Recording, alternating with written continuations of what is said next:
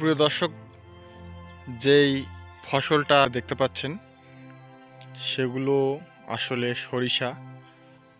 আর আপনারা জানেন সরিষা থেকে সরিষার তেল হয়, আবার সরিষার থেকে অনেকে সরষে ইলিশ খেতে খুব পছন্দ করেন।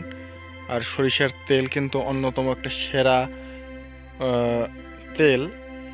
এই তেল বলা যায় প্রাকৃতিক একটা তেল। আর সবচেয়ে মজার ব্যাপার কি জানেন, এই সরিষা খেতে কিন্তু মৌমাছি প্রচুর আনাগোনা করে, আর এই মৌমাছির থেকেই আমরা পাই মধু, যেটা শর্করার অন্যতম একটা সেরা উৎস। সুপ্রিয় দর্শক, দেখতে পাচ্ছেন এই ক্ষেতে প্রচুর পরিমাণে সরিষা ফুল ফুটে রয়েছে।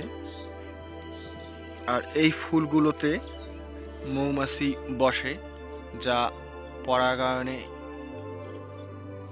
সাহায্য করে। এবং আপনারা জানেন কোনো ফসলে যদি মৌমাছি বসে তাহলে তার উৎপাদন হার 60%-এর বেশি হয়ে যায়। সুতরাং মৌমাছি অত্যন্ত গুরুত্বপূর্ণ। আমাদের এই এলাকায় মৌমাছি চাষ হয় না, তবে যদি করা হতো তাহলে খুব ভালো হতো, পরাগায়নে খুব সাহায্য হতো এবং ফসল উৎপাদনের হার বৃদ্ধি পেত। যাই হোক, মানুষ অবগত নয়।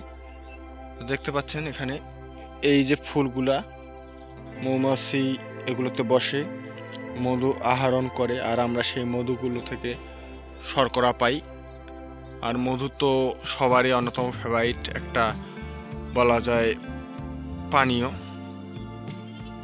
তো সুপ্রিয় দর্শক, আজকের ভিডিওটাতে আমি দেখালাম সরিষা ক্ষেত। আশা করি আপনারা দেখতে পেয়েছেন সুন্দর একটা কিন্তু পরিবেশ। যারা গ্রামাঞ্চলে বসবাস করেন তারা এই ক্ষেতগুলোতে বিভিন্ন ধরনের ছবি এখন সোশ্যাল মিডিয়ায় খুব ট্রেন্ড করে।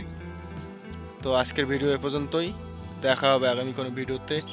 আর ডেফিনেটলি মধু খাবেন, আপনার শর্করার চাহিদা পূরণ হবে। তাহলে সকলকে ধন্যবাদ।